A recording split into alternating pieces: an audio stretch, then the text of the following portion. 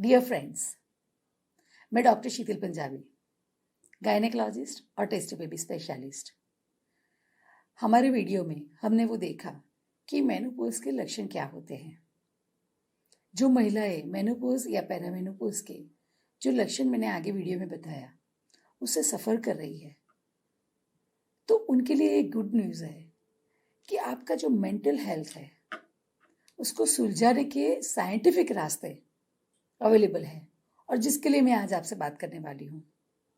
सबसे पहली चीज़ ये है कि ये स्वीकार करना है कि हमारी एज मेनोपॉज की है और मेनोपॉजल लक्षण आ रहे हैं। ये कोई बीमारी नहीं है कि जिसको किसी से छुपाना चाहिए। ये कोई ऐसी असाध्य तकलीफ नहीं है या बीमारी नहीं है कि जिसके लिए किसी को मालूम पड़ जाएगा तो अपना बुरा लगेगा। और पहले तो हमको ये स्वीकारना है कि एजिंग तो होने ही वाली है और मेनोपॉज आने ही वाला है। जब एक बार स्वीकार कर लेते हैं कि ये नॉर्मल परिस्थिति है और टेम्पररी है और धीरे धीरे धीरे ये सब चीज़ों के साथ में हम जीना सीख लेंगे, सेटल हो जाएंगे और इसको पार करेंगे, तो ऑटोमेटिकली उसका जो अपने ऊपर जो हावी होता है, ये कंट्रोल होता है, वो कम हो जाता है। दूसरी इंपॉर्टेंट चीज़ ये है कि पूरे विश्व में जितनी भी महिलाएं हैं जिन्होंने 40, 45 या 50 की उम्र को क्रॉस किया है, वो सारी महिलाओं को ये प्रॉब्लम हो रही है। तो आप अकेले इसमें कि हम सिर्फ मैं ही परेशान हूं, ऐसा नहीं है।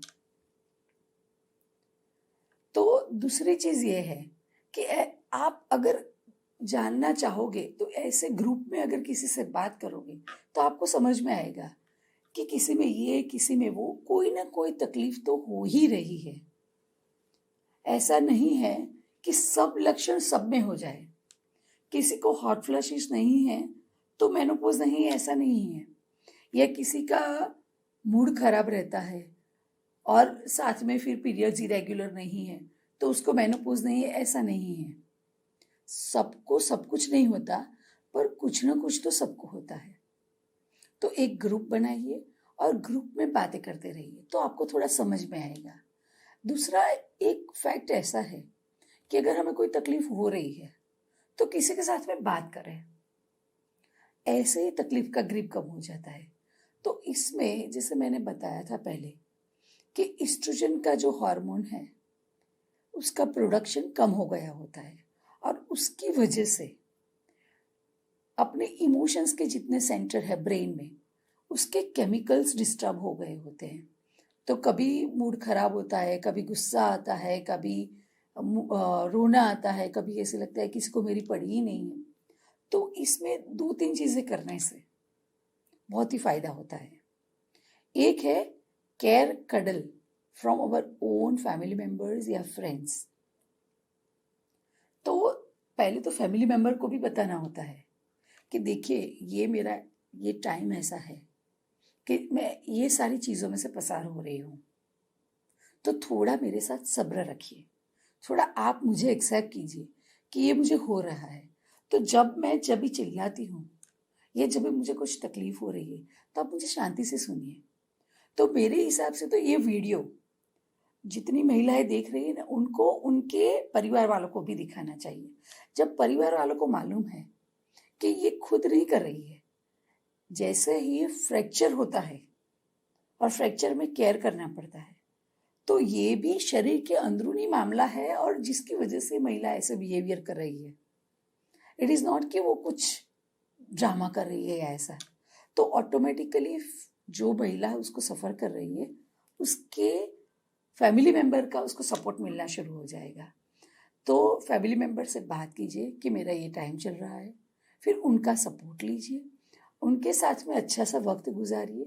थोड़ा आपका जो अपनों लोगों के साथ में हस्बैंड है, बेटी है, बेटा है, सास है, ससुर है, या जो भी घर के फैमिली मेंबर है, उनसे बैठ के बातें कीजिए।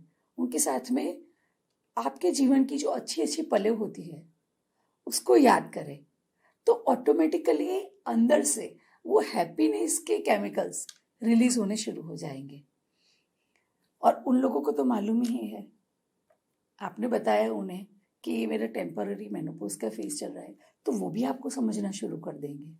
तो उसकी वजह से ऑटोमेटिकली जो एकदम से मूड का चिड़चिड़ापन, कभी एकदम से घबराहट होना, कभी एकदम से चिल्लाना, कभी कोने में जाके रोना, ये सब थोड़ा कम हो जाएगा।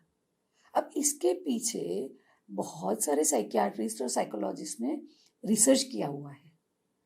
तो बात करने से, डिस्कशन करने से अंदर के जो केमिकल्स जो है उसका वेंट आउट हो जाता है। नहीं तो क्या होता है, अंदर के अंदर रखते हैं और गिल्ट में जाते हैं कि अरे रे मैंने ऐसा क्यों किया। एकदम से वो because of all this chemical changes वो एकदम से कभी कोई चीज़ का गुस्सा कर लिया, थोड़ी ही देर में ऐसे लगता है कि अरे मैंने ये क्यों किया, मैंने नहीं किया होता तो अच्छा होता, मैंने मेरे बेटे को डांट दिया। फिर गिल्ट मोड आता है, फिर वे एक विशेष सर्कल चालू होता है। गिल्ट मोड आता है, फिर और दुखी होते हैं, हताश होते हैं, और केमिकल चेंजेस होते हैं। तो ये चक्कर चालू रहता है। तो उसमें से निकलने के लिए बात करना जरूरी है। नहीं तो अंदर जो चक्कर चालू रहता है तो प्रेशर कुकर की तरह सब जो नेगेटिव इमोशंस है, वो सारी चीजें, गिल्ट है, गुस्सा है, चिड़चिड़ापन है, ये सारी चीजें एक साथ इकट्ठी हो जाती है, फिर एकदम से वो ब्लास्ट हो जाता है। तो बातों करने से, मैं ये नहीं बोल रही हूँ कि ड्रामा करने से, बात करके सुलझाने से सब चीज़ों को सुलझाया जा सकता है। तो वन थिंग इज दैट।